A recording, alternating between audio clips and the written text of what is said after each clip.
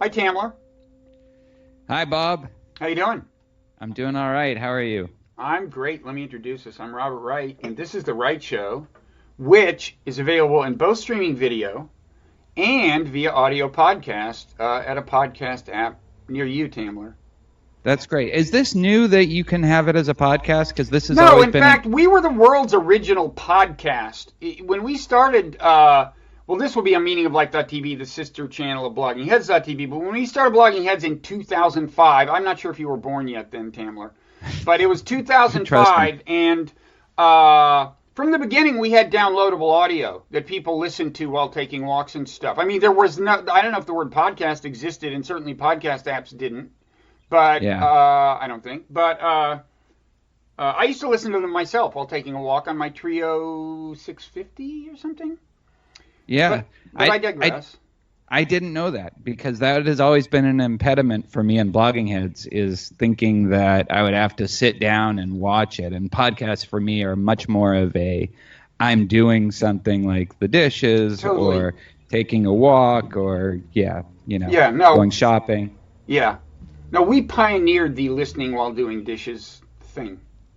You did. That's Yeah. great. Well, Yeah. it made doing dishes. Sometimes you just want to do the dishes. You want your family to get out of the Yeah. kitchen. If they're trying to help, it's annoying. You know, some people think it's just like a coincidence that since 2005, America's dishes have been cleaner. But no, it's not a coincidence that Blogging Heads was started then and dishes are now cleaner. Yep. They're sparkling. So we digress too much for your purposes, certainly, because you've written a book. I mean, first I should say you teach philosophy at the University of Houston, Mm-hmm. where it's probably warmer right now than it is here. It is. We had a beautiful April, and now we're getting to the part of the year where it's bad to live in Houston. And let me tell people, if you haven't experienced Houston humidity, you've barely experienced humidity. It can get hot in the summer, but I digress once again. So you've written a book called Why Honor Matters. I should also say you're co-host of the Very Bad Wizards podcast, along with David Pizarro, who is a psychologist, a professor of psychology at Cornell. That's a podcast about moral philosophy, moral psychology. Everyone should check it out.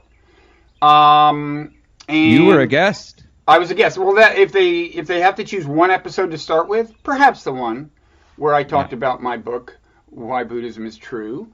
But also, you wrote a book called, or you did a book called Very Bad Wizard, and that is what the podcast is named after? Yes. Yeah, I did a book of interviews with philosophers, psychologists, anthropologists. The first edition came out with McSweeney's in 2009, and I had people like Phil Zimbardo and Joe Henrik. And Peter Singer? Peter Singer's in the new edition, yeah. Paul I see. Bloom. That's the second edition. Yeah, Anthony Appia. It was a really nice opportunity that was given to me when I was a grad student, because I knew the editor of this magazine, The Believer, and she said, we'd like to do a feature where we interview a philosopher every month. And since she knew me and she knew I was in graduate school, would you like to try that? I said, sure. Now that feature of a philosopher every month didn't last, but it definitely gave me the opportunity to interview a lot of people that I was really interested in talking to. Okay, and it's an allusion. The title, Very Bad Wizard, it's an allusion to the Wizard of Oz. Is that right? That's right. Yeah, I mean, so it was a last-minute title decision, as I imagine Why Buddhism is True may have been, or that actually was. I didn't have that in mind while I was writing the book. Yeah, and it was. And I don't take it personally that that you thought it had the sound of a last-minute decision. That didn't. You have not affronted my honor whatsoever. You don't have to worry about that. Well, I think you started our podcast by apologizing for the title of your book, well, so I've I done figured that a lot. you weren't. Yeah, but anyway, so the idea is that morality as a natural thing. This was sort of a thread that went through the end of. This is the post hoc rationalization of the title. that this idea of a natural morality is enough, and we don't need to have any fanciful notions of morality. In the same way that, the lion had the heart all along. He didn't need the help of a natural wizard. And the lion had the heart. The Tin Man had the brain. Now I'm losing. I'm getting confused. No. The scarecrow with the grain. If we accomplish nothing else in this conversation, we're going to straighten out this question. I got it all wrong. The lion is the it scarecrow courage? lacks courage, right? No, I think the scarecrow lacks. Tin Man lacks a brain. Who sings "If I Only Had a Brain"? Well, I don't know. It's related to the question of who sings "If I Only Had a Heart." I don't know. Oh, this is so embarrassing. Who the hell are you to write a book about honor if you don't even know, which of those characters was closest to possessing it? Can we at least agree what the three things are? Is it brain, heart? Well, one of them lacked courage. Is that heart? That's got to be the lion. The lion, right? The lion lacked courage. Cowardly lion. Cowardly lion. There it is. And the Tin Man lacked the heart. The scarecrow lacked the brain. We solved problems. What was the organ corresponding to cowardice? What was the missing organ? You sure that wasn't heart? No, probably balls. Can you say balls? Yeah, I remember that line from The Wizard of Oz. If I only had some balls. I had forgotten that verse. Yeah, that's right. Thank you for clarifying that. Okay, come on. You've got a book to plug. Let's get serious here. Yeah. Well, you're Why talking Honor about Matters. Another book, so I like that too. I think you should start by talking about your ideology, because let's face it, the title has a little bit of a David Brooks vibe, right? You guys going to come on and defend honor. What kinds of people do that? David Brooks, William Bennett, who wrote the Book of Virtues, conservative Secretary of Education or whatever. I think he was. I'll take David Brooks, I think, maybe. And in fact, I hope he's listening to the podcast or watching it, even better. But it's funny. I think they both. Again, I'm more familiar with David Brooks' columns, but they talk a lot about things that are related to honor and things that I'm championing in the book, community, solidarity, loyalty, courage. But you actually don't see honor, the word, and the concept pop up too much as far as. Now, I'm not I can't recite all the David Brooks columns, but I mean, this isn't, I don't think of this as an ideology as specifically tied to honor that is shared by a lot of people right now. What is shared, and you find this, I think, especially in some of these kind of conservatives that liberals like the cuddly conservatives. Well, Brooks is one of those. Yes, exactly. So you'll find certain aspects of the kind of framework that I would like to promote in a qualified way, the honor framework. You'll find a lot of the same kind of values as in their work. They kind of bemoan that the culture is lacking. And I think honor and honor systems with the motivational power that they have is one way of actually providing the thing that's lacking and the thing that they often note is lacking. And what is that thing? Well, it's a real sense of community, a real sense of So it's all those things you mentioned: community, solidarity, courage, positive. So I'm contrasting this suite of values, this orientation of values, with dignity. Right. And didn't you just have Steven Pinker on? I did, and you mentioned in your book that he is one of honor's detractors. He considers honor a primitive relic that we have to some extent transcended with, for example, the demise of dueling, which I'm personally in favor of. You're probably in favor of the demise of dueling. Yeah. You're going to give that a qualified yes? I'll give it a qualified yeah. I don't think we can have dueling in our society right now. But I don't think I think it gets a bit of a bad rap, and I think Pinker in particular is unfair to dueling. And if you want a much more, I don't know, balanced perspective on dueling, I think you'll find it in Appiah's book, Code of Honor, Kwame or Anthony Appiah. And then the kind of work that actually shows what the benefits of dueling were, surprisingly, you can find there's a guy named Robert Nye and a guy named Ben Merriman who influenced a lot of the discussion of dueling in the book. But yes, in the end, all things considered, I'm against duels, but not against the kinds of things that motivated people to have duels. So what were the virtues? Like guys didn't say bad things about other guys' wives, or what? What was the upside of having the death penalty for that? Well, again, the death penalty is not, I think, an accurate way of describing dueling, since it was a vanishingly small percentage of duels ended in death or even any kind of serious physical harm. What it had and what these authors... I am less than a mile away from Aaron Burr Hall, okay? I'm not saying... So it did, there are celebrated isolated incidents, and not even isolated. I mean, it was a possibility, right? Yeah. But in most cases, the weapons were altered in a way that would make it very difficult to hurt somebody and certainly to kill somebody.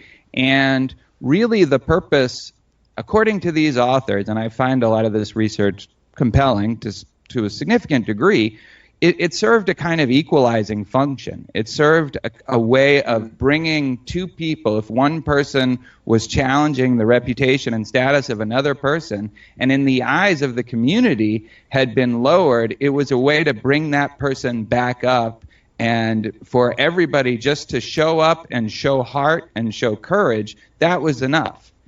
And you find that a lot of the early opponents of dueling were opposed to it precisely because it had this egalitarian kind of function, and they were trying to promote, like Francis Bacon is an example of this, they were trying to promote a more strictly hierarchical kind of society, and dueling they saw was an impediment. So did dueling permit a lower status person to challenge a higher status person? Yes, I would think only in a very you restricted... had to be you had to be in the status family of the person.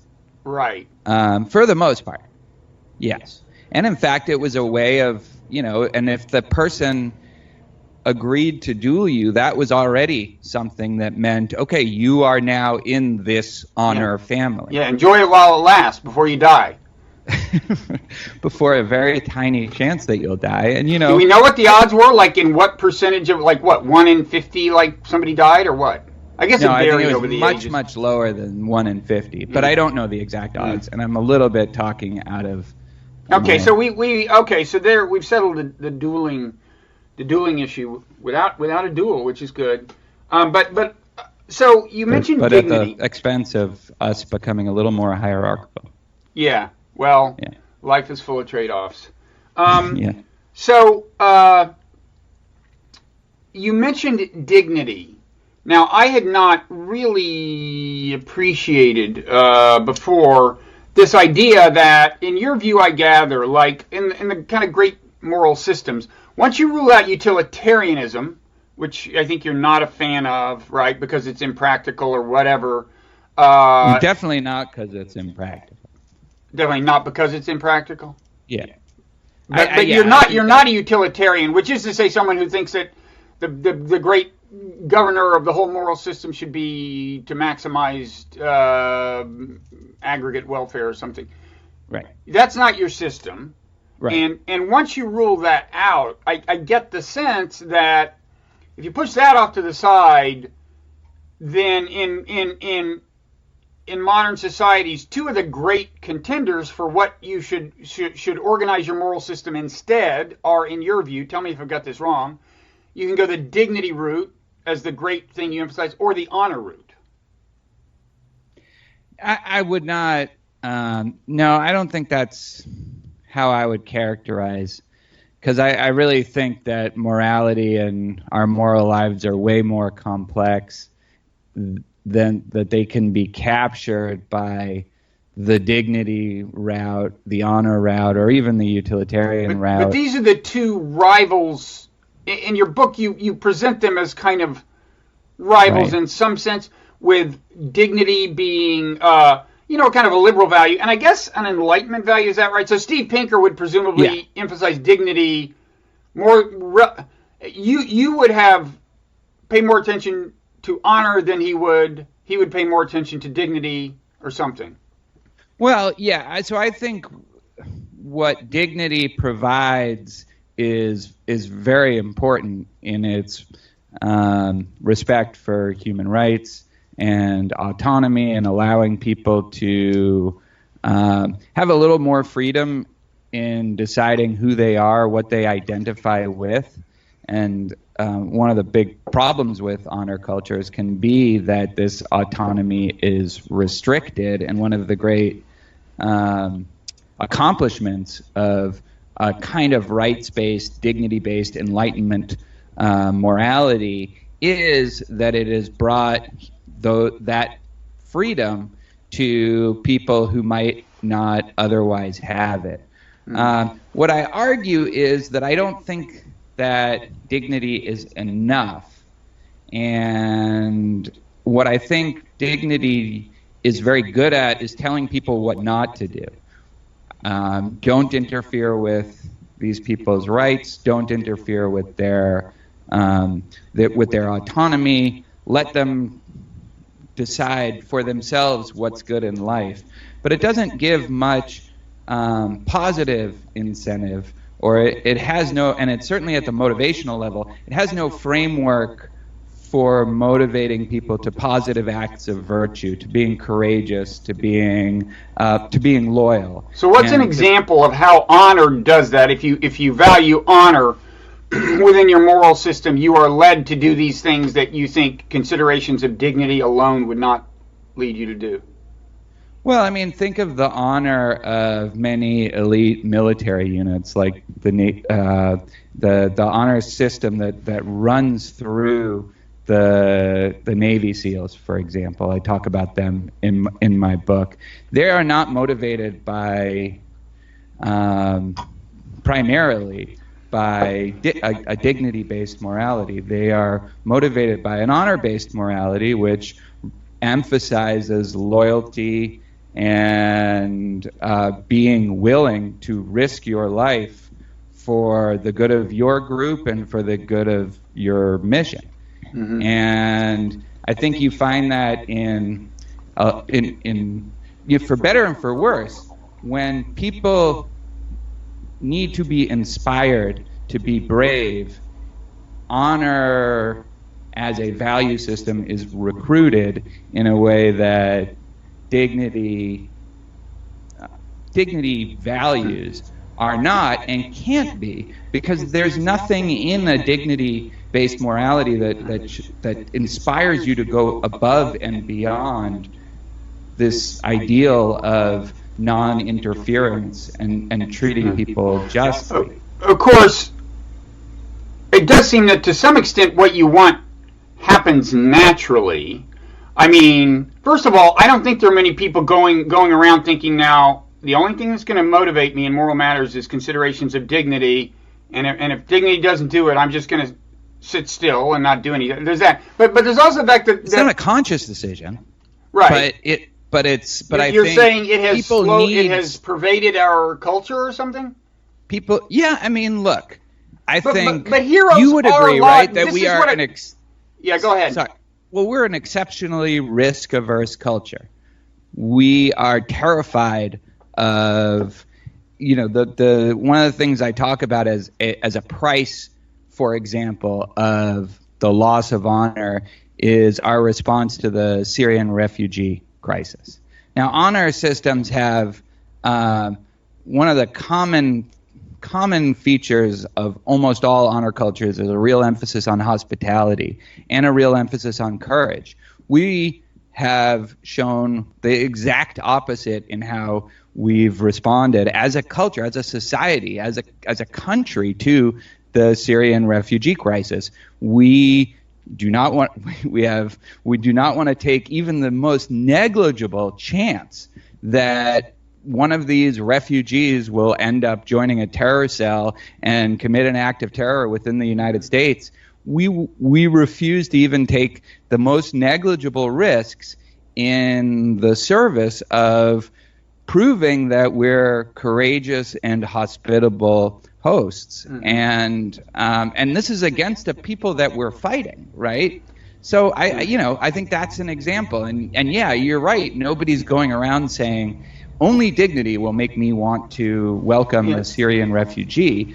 But the point is, we don't call out politicians who, like in my home state of Texas, and I like Texas fine, but when the governor and Ted Cruz start talking about how our first responsibility is to keep the country safe and to keep Texas safe and to keep our citizens safe, and we can't let that to me is something that if we had an honor vocabulary to call them out as being cowards and to call people who support them and that view cowards, that would be something that could actually motivate people.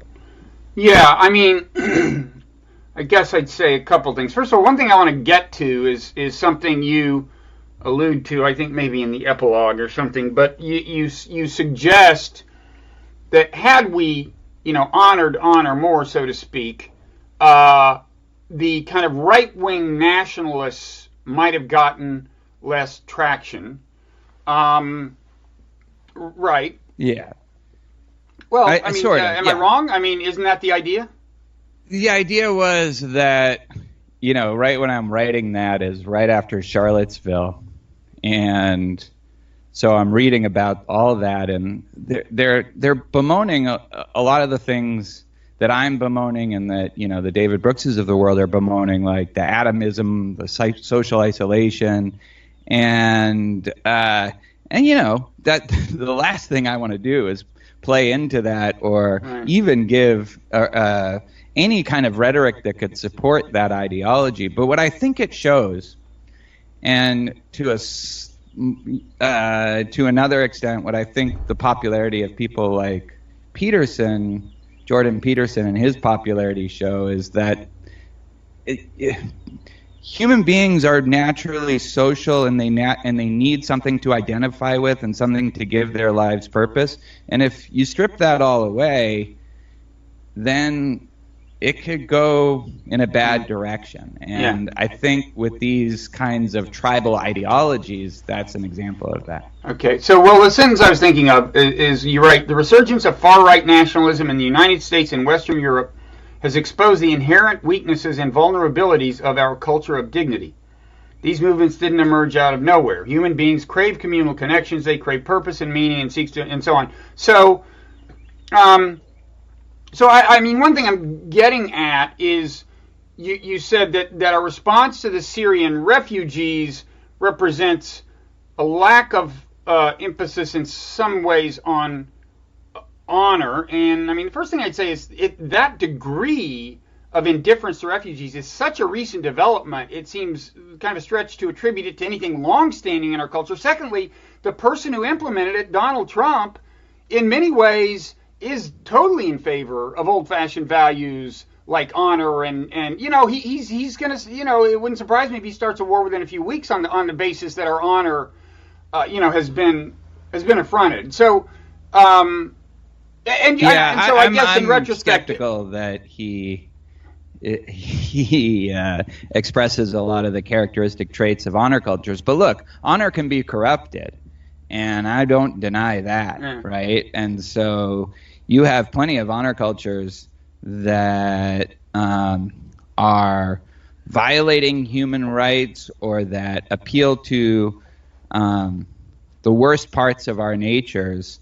And, that's why the book's core message is that honor needs to be contained if we're going to harness the good. Well, that's your final chapter. Yeah, but it's the final chapter, and that's the thing I talk about entirely in that chapter. But I hope that it's clear throughout that it's a kind of honor with constraints that I think is the most successful kind and the most well functioning kinds of honor cultures. But the problem is that when honor is not constrained or not contained, and you see a lot of ugly examples, and I can't, just having had the book out for a couple of days, I have honor killings thrown at me. So all these things have made us, in my view, throw out the baby with the bathwater, to just, and I think Pinker is an example of this, to reject wholeheartedly something that doesn't need to be rejected and that has many positive benefits, but does need to be contained. Okay. And by the way, I think just to make sure people have a sense for, broadly speaking, some of the virtues you see as associated with honor, I'm just going to read the first couple of sentences of the chapter Honor Contained begins with a summary of what you like about honor, and then you say, on the other hand, it obviously can get out of hand, it has its downside, and so on. But the part you like is, honor at its best, you write, promotes individual virtues like courage, self-reliance, hospitality, and personal integrity. Honor contributes to a sense of community, solidarity, and collective responsibility. When properly harnessed and directed, honor can advance social progress, it can unify oppressed groups, and provide effective frameworks for resistance and reform. Well-functioning honor cultures exhibit great wisdom in handling conflicts in a wide variety of contexts, and so on. So those are some of the things that that you like about it, and so maybe now we should step back a little and kind of talk a little more about the exact meaning of it, because one thing about it is it's a word with a lot of different meanings and uses, and I'm not clear on the extent to which they're related or how they're related. I mean, to take one example, there is this notion of honor cultures, which, has been, people have said, like, for example, the American South is more of an honor culture than the American North. Societies where there are honor killings are honor cultures, I guess. But yeah, they are. I wouldn't deny that. Yes. Right. But an example of two kinds of seemingly related but very different things is like, so in the American South, say, maybe more decades ago than now, but someone might respond to an affront by challenging someone to a fight. That is a hallmark of an honor culture. In Japan, someone might, because out of considerations of honor, commit suicide. Right. Now, those. My question is, do those both qualify as honor cultures? Because those seem to me as really fundamentally different dynamics and actually representing almost opposite values. One is a culture of self-sacrifice and self-abnegation, and the other is just a matter of, it just seems more egotistical or self-assertive, right? That's, it's like if you're just fighting because of what somebody said about you, that's almost the opposite of committing suicide because you have failed to serve the group. Well, I think they're unified to the extent that they are by a heightened concern for personal reputation, which you find in most honor cultures. It's almost essential, and a heightened concern for group reputation, right? So along with a heightened concern for personal and group reputation comes a heightened sensitivity to insult, a heightened sensitivity to slights or challenges to your reputation. Now, sometimes people can overreact to that, but I think that's the thing that unifies both those examples that are diverse, but there is the shame of not responding to or not living up to a norm of your community in a way that will lower your personal reputation or will lower the group's reputation. So that is, I think, one, even though the norms of how to allocate honor and how to allocate dishonor will vary from group to group. That is one thing that you find and it's almost definitional of what an honor culture is. Mm-hmm. Okay, although again, in the Japanese case, it's true disgrace. There's a perception of true disgrace in the lack of performance on your own part. In the other case, it's that you are being disgraced in the sense of being accused of something that you actually didn't do or something. Yeah, I mean, wait. In which case? In the well, case there's no. I think I've said enough about. I mean, we don't need to get into that too deeply. But a kind of. So another question I mean, it has a lot of different meanings, and you talk about and then there's honors being bestowed. You are the right. captain of the football team. Now I think you would view that usage as legitimately connected to your use of the term generally, in the sense that it's a sign of group orientation, and that's part of a culture of honor, or am I wrong? It's a sign, it's a sign of group orientation, and that you really care about being a valued member of that group. Mm-hmm. Because captains tend not to be rewarded for being a captain. They tend not to, maybe they'll get a better parking space or something like that. But it means a lot to them. People will say, when my team voted for me to be captain, that meant more to me than winning the MVP or whatever. And more than them just slipping you $100. That would be a material right. reward, so that would not represent, So honorary means not material in that context. It means, in that case, sometimes there are honors that carry material reward. Mm-hmm. In the Greeks, a lot of the ways that they bestowed honor. In fact, they had a different word for it. It was like geros instead of time, geros was the more tangible ways of bestowing honor on somebody, and both for the honoree and the honorer, it often meant a lot that they had a lot of value. They had a lot of material value. But the thing that it signified was more important than the actual money that came with it. It's mm-hmm. not like they needed the money in a lot of these cases. It's just that the money signified being a valued member of that community. Mm-hmm.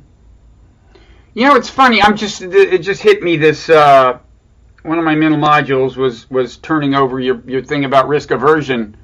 Yeah. And you're seeing risk aversion. I mean, first of all, I agree. Even though I wear a bike helmet, I'm on board. I mean, I have an excuse. I'm older. At some age, you should start wearing them. But I'm on board with your general disdain for the all of the various cushions we layer ourselves with in modern life. I mean, believe me, childhood was different when I was a kid. Yeah, and better. It was just the crazy stuff. It was like there'd be a birthday party. I mean, this is in Texas. There'd be a birthday party. And you're like maybe 8 years old, and the parent would be taking you guys somewhere for the birthday party. Pull up in a pickup truck, like 10 kids get in the back of the pickup truck.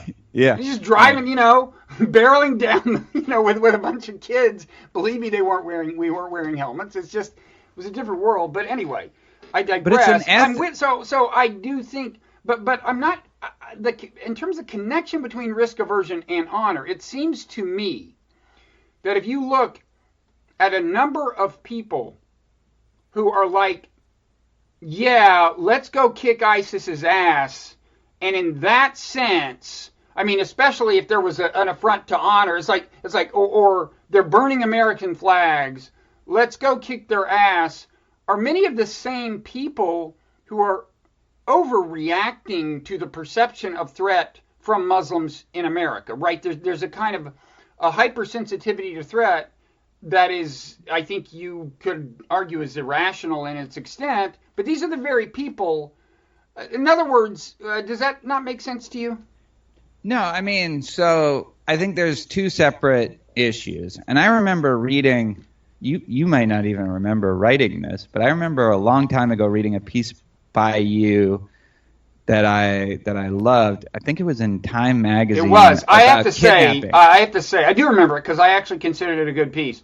It was a great little ahead piece. of its time, but yeah. I agree. Totally. And I remember, I even remember an example where you talked about, so it was about kidnapping kids and the ways we make kids scared of being kidnapped, and how these examples of like a nice old lady might, she could be the kidnapper, and you say something like the odds of a nice old lady unknown to your child kidnapping your kids is like the same odds of them being swooped up by a low-flying eagle or something like that. I remember that particular example, and I remember thinking, that's so right. It's crazy. People are being irrational about this.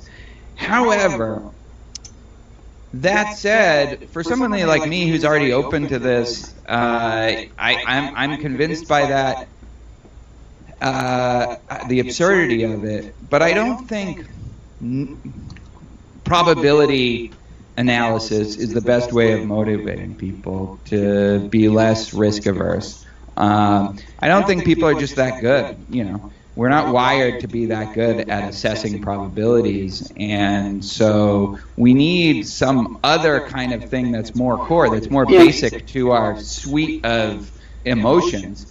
And one of the things that if you thought it was shameful to be unwilling to undergo a slight risk, of a possible terror attack way down the line if you accept these people who desperately need your help. If you thought that was shameful, that's going to be a much better approximated motivator than doing the math. Yeah, but I would say that the value that's inherently being invoked there is courage, not necessarily honor. That's my point. And I think you this leads to maybe a big question, and I know but I think people will wonder, are you saying that honor is a value around which things should be organized, or is it a tool that you should use to implement certain values, or is it neither? I mean, there is a distinct. I mean, you can have a society in which courage is a big driver of honor, and if you don't show courage, you have been dishonored. You could also, in principle, have a society where if you ever engage in a fight, you have dishonored yourself, couldn't you? I mean, yeah, absolutely. You absolutely could have an honor culture that discouraged getting into fights, or it would be hard to imagine an honor culture that rewarded specific acts of cowardice, but acts of restraint, like not getting into a fight when challenged or something like that, could be a core feature of an honor culture because it required something from people that is hard to bring out in other circumstances.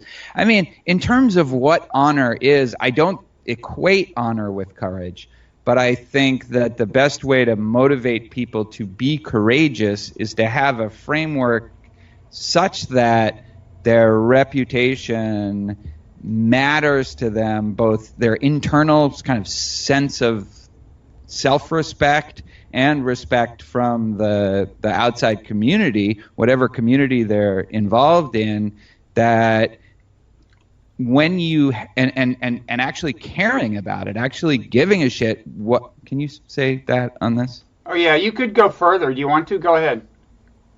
Actually giving a fuck what I'm people sorry, think that's about too you. far. I had in mind a limit somewhere between those two All right, words, I'll Tamler. try to find that sweet spot.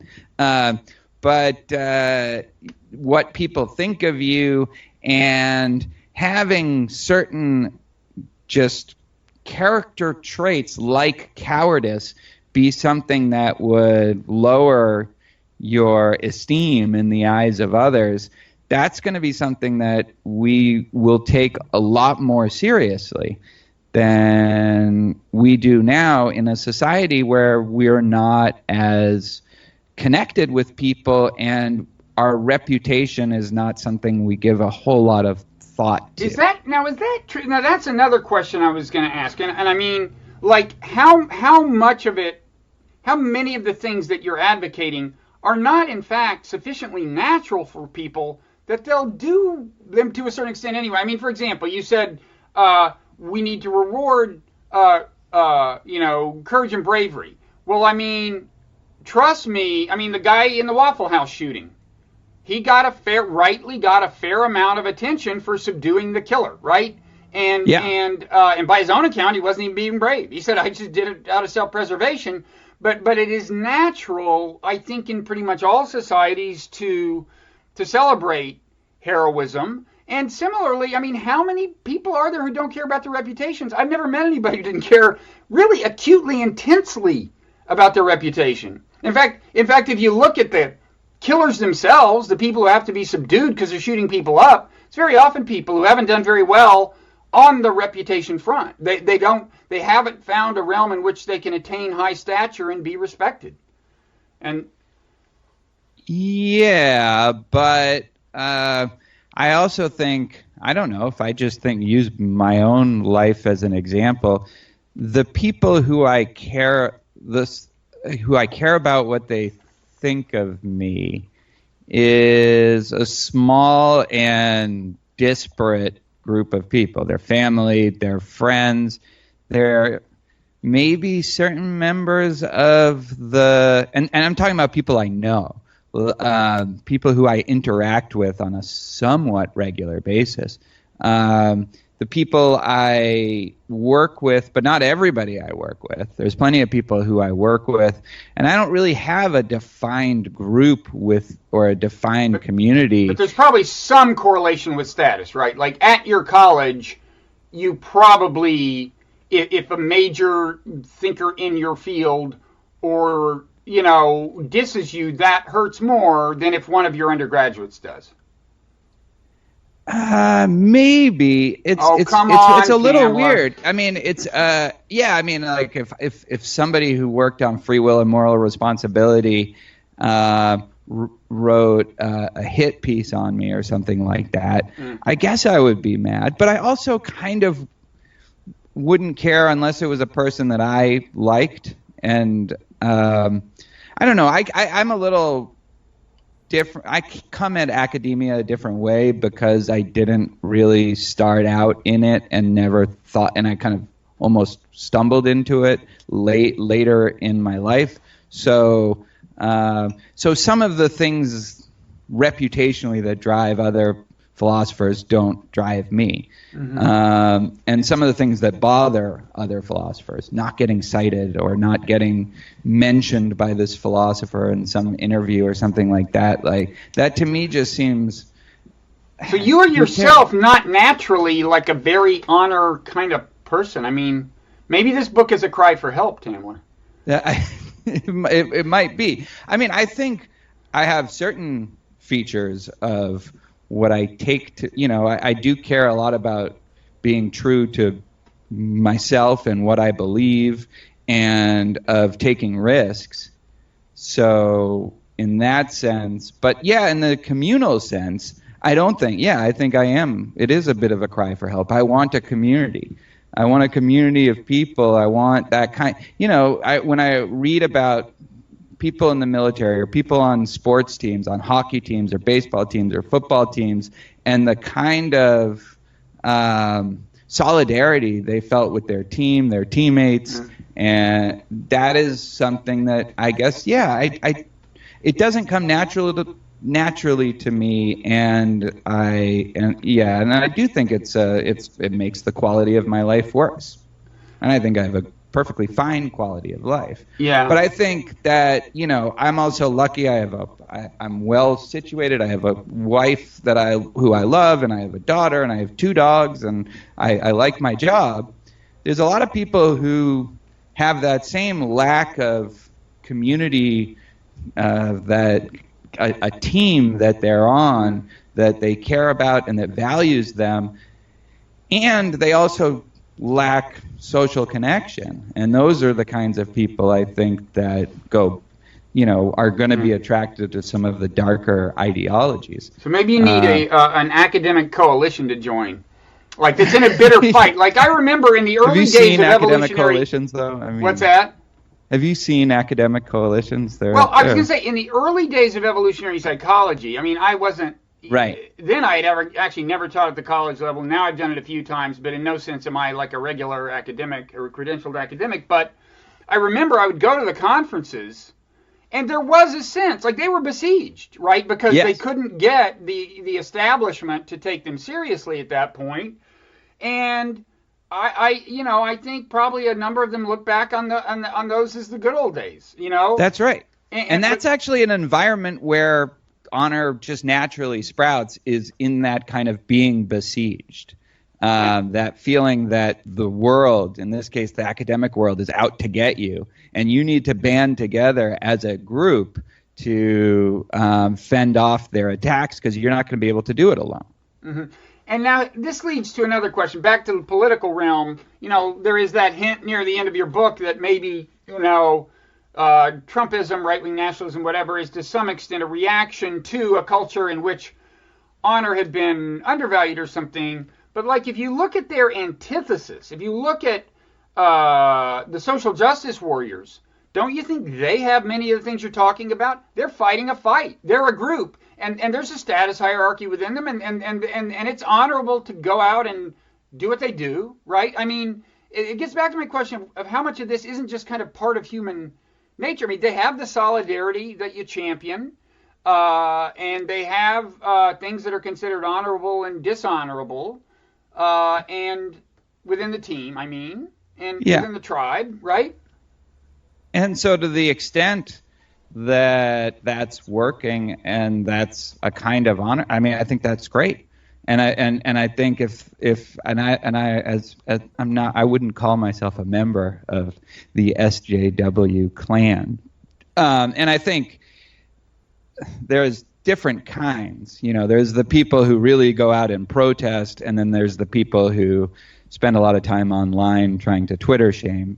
And I don't think there's anything honorable in that, because you're not putting yourself out there. You're not being accountable in any way. You're not taking any risks. But certainly there's a kind of protester that is, that their group is being governed by the kinds of norms that are the kinds of norms that I think can be really helpful, especially for groups who are marginalized and oppressed. Mm-hmm. One of the things I talk about in the book is how useful honor rhetoric and honor values, our honor-oriented values, have been for people who have been oppressed, from the 19th century Jews of Eastern Europe. And Herzl was a big, he one of the few people who deliberately tried to incorporate honor as a way of unifying the Jews of Eastern Europe to fight persecution.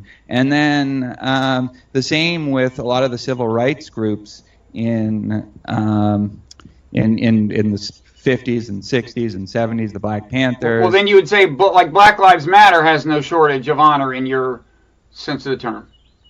Yeah, I don't want to speak on that too much, because I don't know the dynamics of that community all that well. And I think there's probably, but I'm sure that Black Lives Matter, that there are groups within that broad umbrella that absolutely display some of the healthier forms of honor.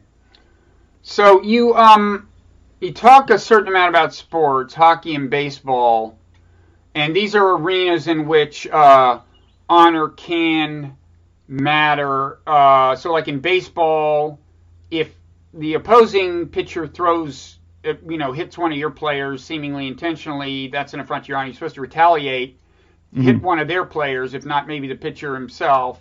And then there's, and then it's like if you run around if you hit a home run and spend too much time celebrating, like running around the bases in a very leisurely fashion, the opposing pitcher is supposedly entitled to throw at your head like the next time up. Although, in my view, that norm not necessarily has your head. That norm has what's that? Yeah, not necessarily your head. Well, chin music, as they call it, but enough to get your attention. And then every once in a while, it goes awry in the guy's career. But that first of all, that second norm I think has eroded somewhat. I mean, players stop and celebrate their home runs in ways that 40 years ago would have gotten them killed. Yeah, right. So that norm has eroded. Norms evolve, and sometimes they erode. Yeah, in all honor cultures. And there's also a lot of older players, this probably always happens, sort of bemoaning the lack of honor in the younger generation. But still, you will find a level of respect for the game and for the opponents that is demanded if you don't want to get your own players hit. Right.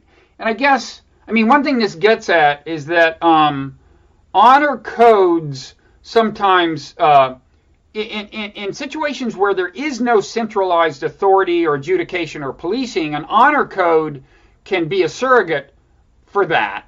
And in a way, the brushback pitches an interesting case because it's a hard judgment call for an umpire to make. Like, was he throwing at him intentionally? So it's not that easy for an umpire to enforce the norm against throwing at a player. But if you leave it to the teams, they kind of do enforce it. You might defend it on those grounds, right? But anyway, this is a big thing, right? Like whether there's centralized authority, and in some cultures where honor is very robust, it is the means of policing. There is no centralized authority, right?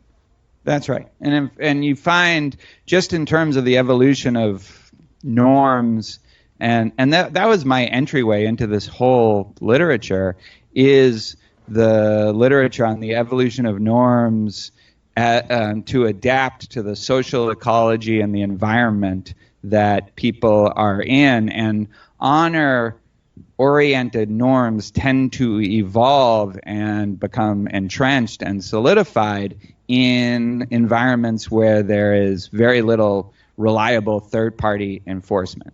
Mm-hmm. And this is why the famous Richard Nisbett, Dov Cohen book, Culture of Honor, they hypothesized that people in the American South were more honor-oriented because they're descendants of the Scotch-Irish herders,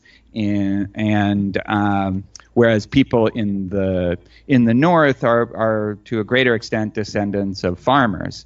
And the Scotch-Irish herders, they needed to have a somewhat violent, tough reputation in order to deter people from stealing their flocks. And if somebody stole their herd of animals, that's like their whole wealth. And so, yes, these kinds of norms tend to, over time, naturally evolve in those kinds of environments. As a separate thing, I think there's deep wisdom in the way that honor cultures handle conflicts, no matter what the environment is. That because they're so focused on personally resolving conflicts, whether it's through acts of revenge or through acts of mediation, that to me, if I had to single out the most positive thing that I can say about honor cultures, it's that core principle that you handle to the extent that it's possible, you handle your own business and you bring people in a conflict together and you try to make it right. And I think, we've turned away from that as a culture here, but you still see it in certain sports, like hockey and baseball in particular, where they try to involve the leagues as little as possible in their own conflicts, and they try. But don't you think, like in the case of hockey, in my mind, it's kind of a bad thing that they're not just using the centralized authority, as I think they could if they wanted to basically just end the fighting. I just don't think it's like a great thing when all these kids are growing up watching these guys fight and thinking that's cool. Am I just being this liberal wuss or what? Yeah. No. What I'd say to that is I think there's a whole I think it would be too dismissive for sure, and to explain why I would want someone I'm a fan, but I'm not a hardcore I grew up in Edmonton kind of fan. But the whole set of values that fighting is a part of is, I think, something that's really beautiful about hockey. Hockey really does have the greatest sense of team solidarity, respect for opponents, respect for each other, embracing your got role. A funny for way of within showing the it, but the respect for the opponent. This ties back, I think, to the mild disagreement we were having about dueling, where it is a sign of respect often to be willing to fight somebody. And that shows, okay, I'm accepting you as someone that has the status for us to get into it. Well, yeah, but they don't hurt. They don't, like, the fights themselves are not right. the No, I'm not way concerned that about the hockey players get hurt. They're getting paid plenty of money. I'm not worried about them. But back to the role model issue, I doubt that the way the example always plays out is some kid in junior high going, in keeping with the hockey ethos, I will find someone worthy of me. I think sometimes it plays out as I'm going to go beat the shit out of that little kid I can easily beat the shit out of. Sometimes, but this is an ethic that trickles down. So I read there was a book that really influenced me. I think it's called The Code by Ross Bernstein for hockey, and that ethic that fighting is a small part of, but it is a part of, trickles down all the way to the youth leagues and to right. These are norms that get passed from generation to generation. And one of the things that teams handling their own business instills is a real healthy form of self-policing. So if one of your teammates, whether it's a youth league or an adult league, is getting into fights where it wasn't warranted or being too aggressive when it wasn't warranted, their own teammates will pull them aside and explain to them why that's... Isn't part of the culture of professional hockey literally gratuitous fighting? It's like you don't only fight when you've been provoked. Sometimes you start a fight to, like, stir up the team. That's part of the deal, right? You go assault somebody to get the team fired up. Well, yeah, sometimes, but more likely it is... So there is a whole role in hockey, like the agitator. So for the Bruins, right. This is Brad Marchand. I think he took it too far, even me, and I love the Bruins, but he would lick, like, he would get into a guy's face and, like, lick their face. And the whole goal of the agitator is to get under the skin of your opponent. Yeah. And to just make them be off their game because you're under their skin. I mean, there's something kind of fun about that. About licking a person's face? No, not that. Again, I think that's like okay. taking it Just wanted to be clear. Above the line there. But there's something fun about the idea that there is this agitator, this pain in the ass that only fans of that team like, everybody else hates.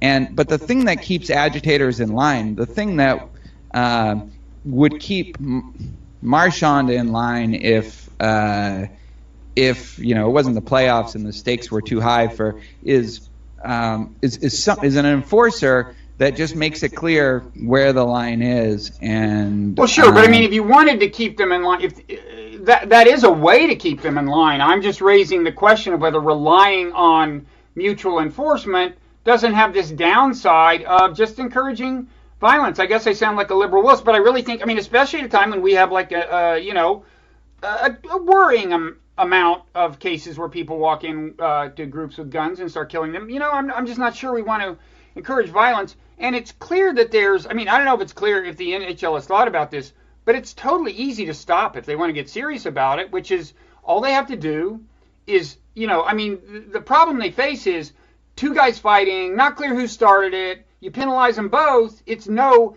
it's an even deal. Neither team has really gotten punished. The key is to just punish them in the next game. Both teams play the first 8 minutes of the next game when they're playing other opponents, shorthanded by one man. That would end it completely. It would be easy. So hockey is an exceptionally violent game, and officials, it's not like they're fighting and the officials can't do anything about it. They're completely helpless.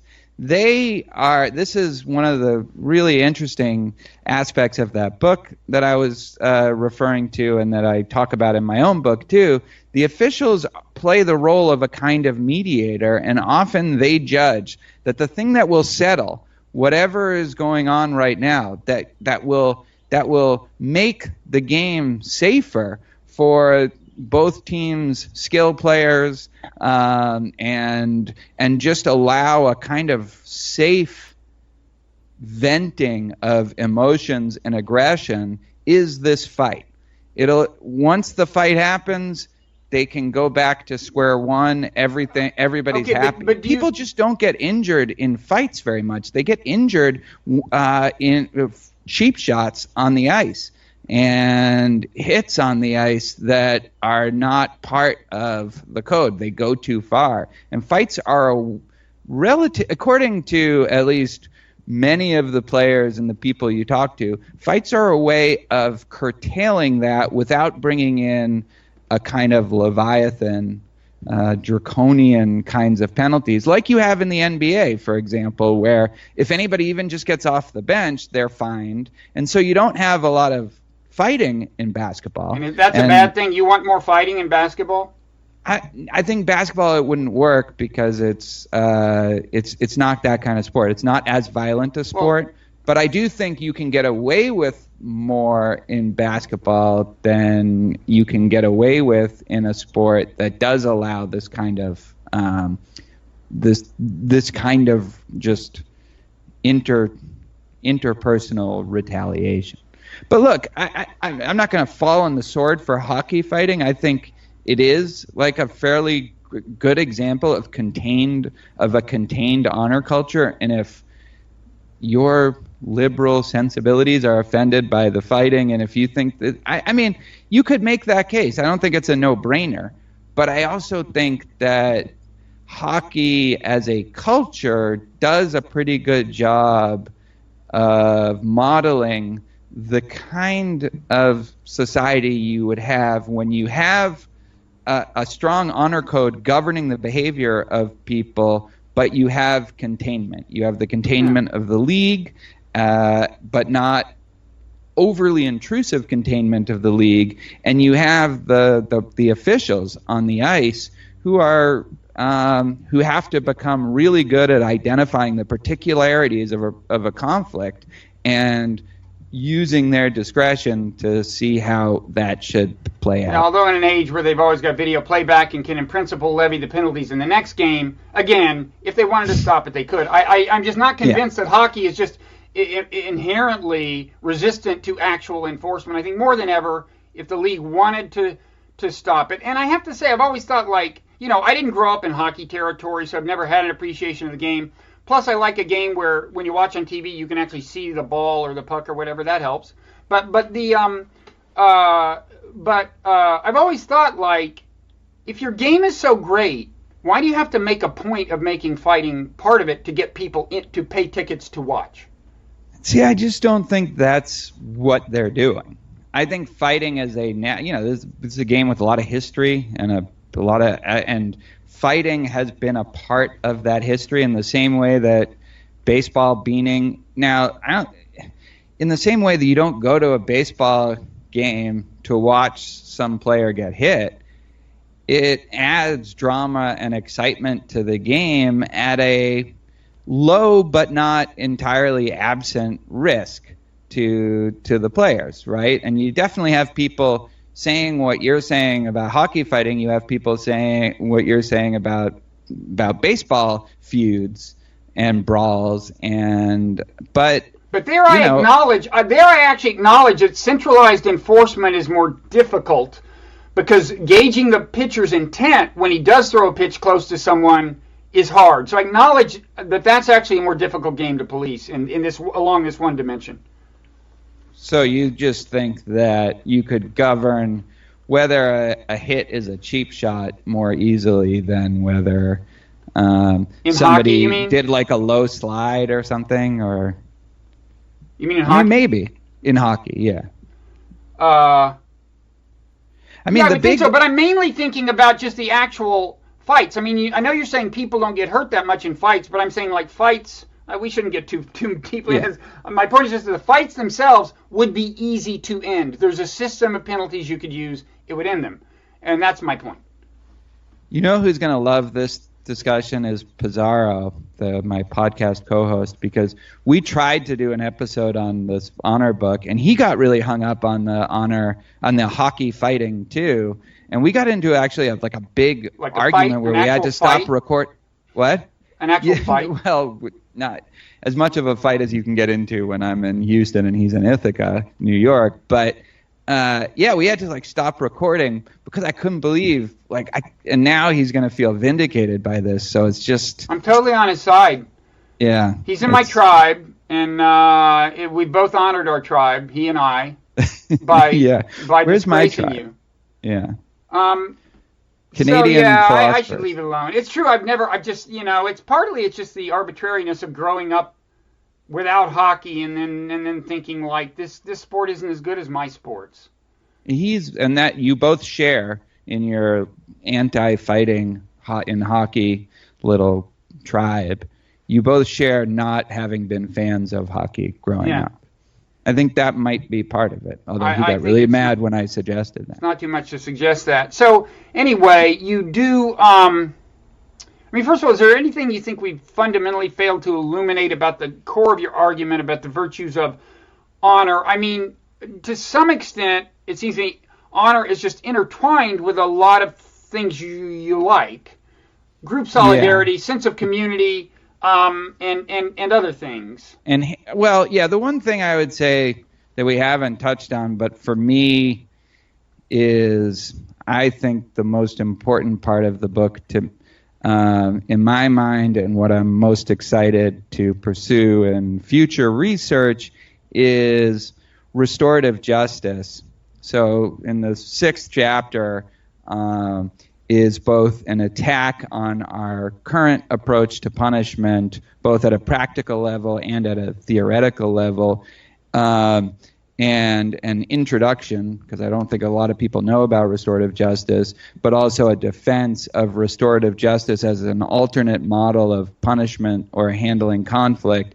And I think restorative justice is modeled, not often explicitly, it's not something that they necessarily talk about, but it's modeled on how small communities, and often honor communities, address conflict by bringing the victim and the offender together and allowing them within certain boundaries to hash out some sort of outcome that will be satisfying to all sides of the dispute. So what's an example of something that the victim might receive from the perpetrator by way of redress? So it could be compensation if the victim has been harmed in some way. Say if it was one case of restorative justice that in Australia that ended up being overturned in the appeal process, but was a case where somebody had been assaulted with a knife and their face had been scarred, and the victim wanted money for plastic surgery and also just didn't want the offender to go to jail, but wanted to ask the offender questions about why he did it and learn more about that. And he wanted the opportunity to express to the offender what he experienced. And they came to this resolution of a much shorter sentence than you would normally get for that, plus compensation, and I think there was community service also thrown in. And I know you could have all that, and you sometimes do have civil cases in addition to criminal cases, but there is something about bringing the parties together and allowing them the freedom to work out their own resolution that I think, and also bringing people who are affected by it, so family members, close community members also to be a part of that. That is an extremely valuable and important part of life, is handling conflicts. And restorative justice has this extra benefit where it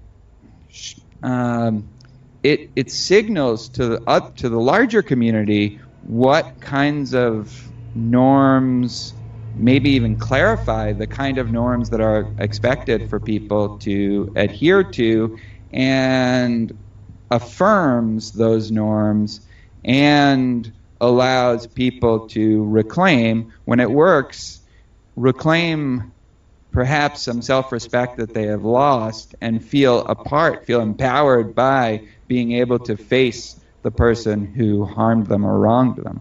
And I think that, again, it's not that you have to have honor to or to be explicitly committed to honor-oriented values to embrace restorative justice, but you have to be suspicious of a certain approach to punishment that has arisen only in these cultures of dignity that are first and foremost concerned to respect the rights of everybody involved. Yeah, I know I said a lot there, but yeah, that's the thing that I mean, you can pick away at whichever part of that. Well, but the idea is that one thing that's being restored is your own. Well, is your own sense of honor. If you are the aggrieved, if you are the victim, yeah, you have been dishonored in the commission of the crime, and then your honor is being restored by the perpetrator actually making a sacrifice for you. You often feel humiliated. You have a loss of self-respect. These are just psychological implications that tend to accompany at least a lot of crimes, being the victim of a lot of crimes. And yeah, to be able to offer you the opportunity to face your offender, which requires courage, and then to have the offender actually make positive efforts to make up for what the offender did. Yeah, that is a way of restoring self-respect. It's a way of restoring the sense that this kind of behavior is wrong. And restorative justice is also, when it's practiced, really good for the offender. And you know, the most developed models have really worked out ways of integrating the offender back into the community once they have compensated for what they did, either with prison time or compensation, restitution, or some combination. And then it's after that, the offender should be allowed to return to the community. And one thing we're terrible at is offering those opportunities. We put obstacles in the way of offenders returning to the community by making it much more difficult for them to get jobs. And you know, again, restorative justice, I think, is a way, because it's really important for honor communities to not have internal disharmony. And so they have really wise and well worked out rituals for handling internal conflict. Yeah, it's interesting. I mean, sometimes you'll read like Americans made a mistake and like bombed an Afghan wedding or something, but so what they're going to do is they're going to give each family $100,000 or whatever, and you think that's kind of weird. I mean, that's not the way we would do it. Isn't it almost an insult to act as if cash is the equivalent of a life? But that would be a classic culture of honor in which a different version of that kind of restoration would be presumably commonplace. Well, so again, it's not just the money. So one of the things that restorative justice does is brings people together. So if you had, that's what I mean. I think those families would feel a lot better about the payoff if they could look the commander who ordered the bombing in the eye and explain and just get some answers to questions they had and to explain what kind of suffering they caused. Just getting the money can seem more like just being and that, for all I know, that's part of it. For all I know, there's some U.S. Officer whose job in a case like that is to walk up and apologize and say, we know this isn't enough, but here. Yeah, and hopefully that's something that the military thinks about. I don't know. But my point is that in a culture like that, this kind of thing seems a little less strange than it seems to us because we're not a culture of honor. Yeah, and because we have this idea that when a criminal commits a crime, there is a specific culpability that's attached to it, that's determined by the severity of the crime and the level of blameworthiness that they have, and that criminals of equal culpability should get the same punishment. Now, of course, that's the farthest thing from what happens in practice, but to us, that's the ideal that we aim for, and that ideal specifically excludes the victim and what the victim wants, because different victims are going to want different things, and you're going to have different resolutions to different kinds of conflicts, which necessarily means that the kind of outcome that one offender gets will be different than somebody who commits an equally severe offense. And that to us seems like, well, we can't have a system that sanctions that even in principle,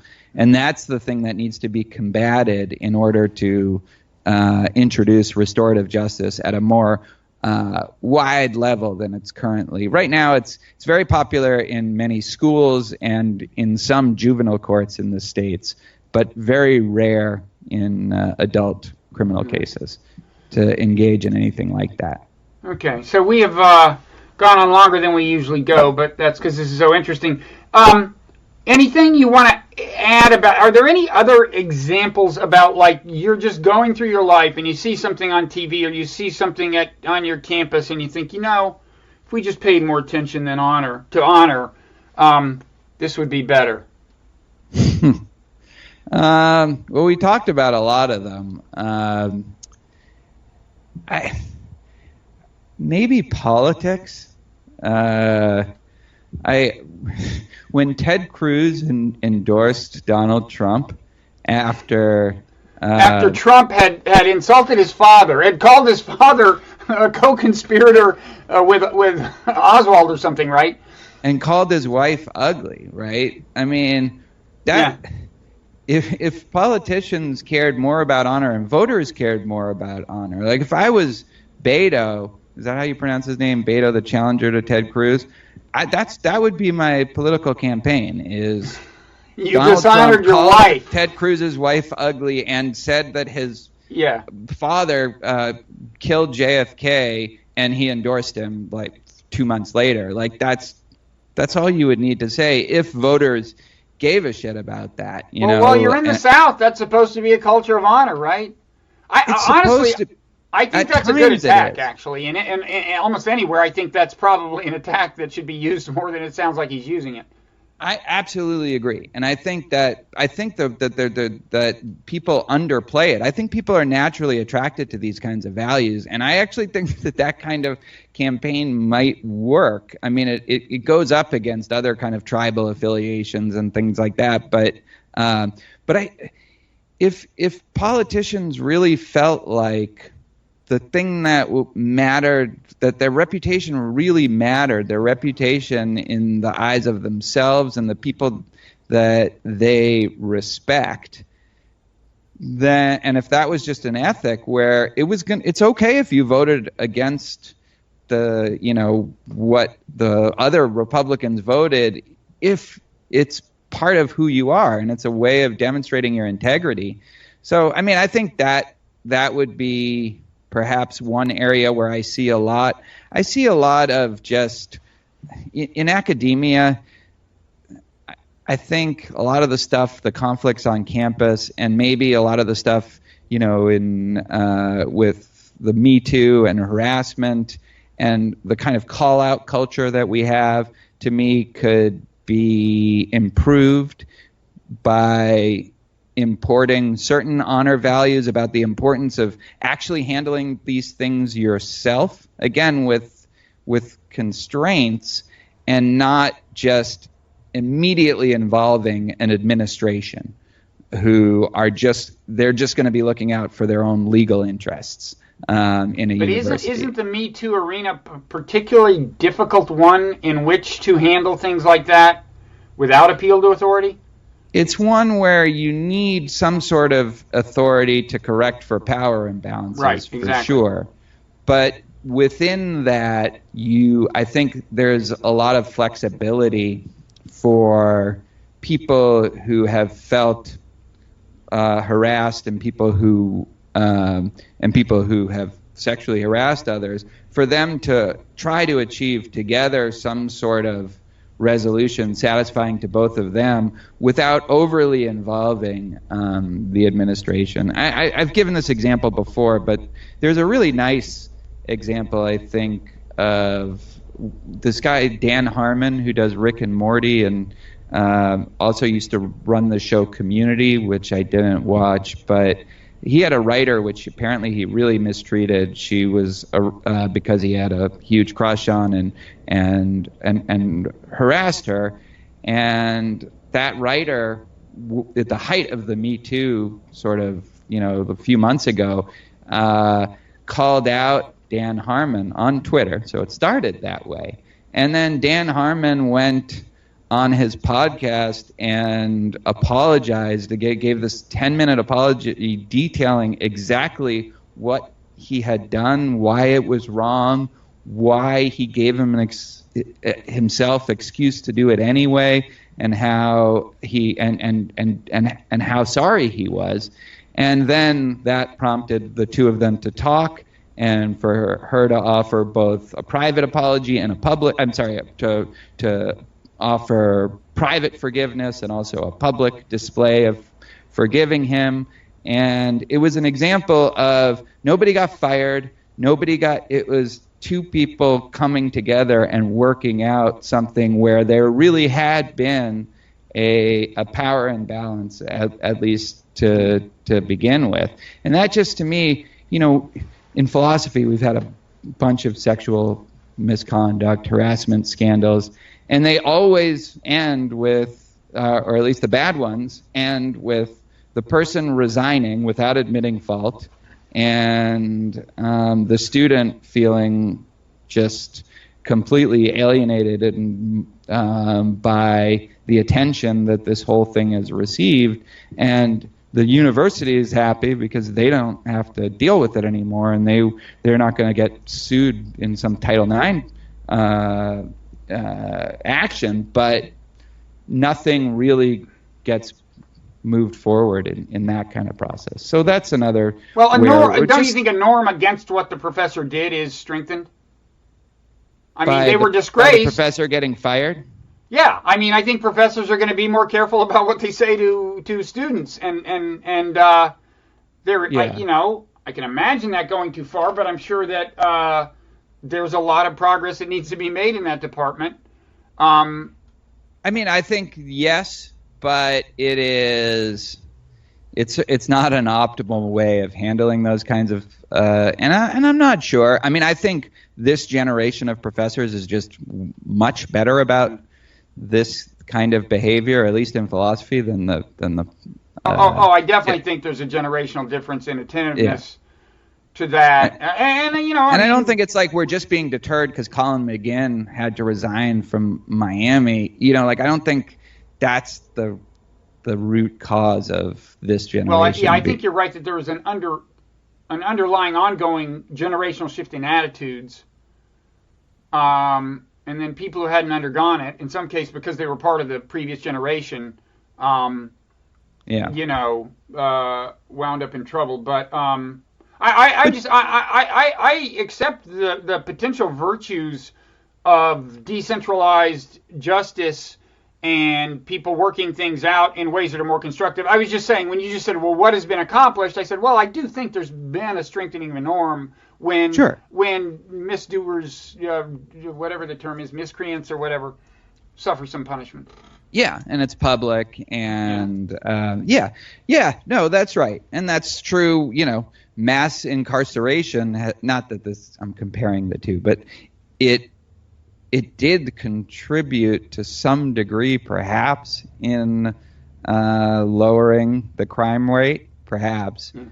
But even if it did, the costs of it are so high that you would want other ways of handling the possibility of crimes being committed in your society. Yeah. Okay, well, congratulations on the book. You liking this experience so far? You're only 2 days out of pub date, I think, as I talked to you about this, and when this is posted, it'll have been 3 or 4 days probably. But Yeah, I mean, it's my first kind of trade book that's getting some kind of attention, even as sort of minimal as it might be. So that just it being my first is a little stressful leading up to it, and but I really enjoy these kinds of opportunities to talk about it and to hash out differences and to try to articulate even in my own mind, because it's such a messy concept and such a messy set of values. Like, just to sort of it starts to solidify in my own mind certain aspects of the book, Yeah. So yeah, I'm really enjoying that part, and I hope it gets some attention. It's probably too much it could get in a bad way, but also not, so I really appreciate you having me on, because hopefully this will help considerably. Oh, I'm sure this will push you over the top, man. Yeah. The talking to me is generally what I can't think offhand of a bestseller that has not begun with a conversation with me. Well, that's what I told my daughter. Like, right now we can't afford to send you to college, but once you're on Bob's show. Yeah, exactly. Yeah. So. Okay. Well, you deserve attention, and I hope you get a lot more of it, and that most of it's good except for the part about hockey. Well, great. Okay. I'll take it. All right. Thanks, Tamler.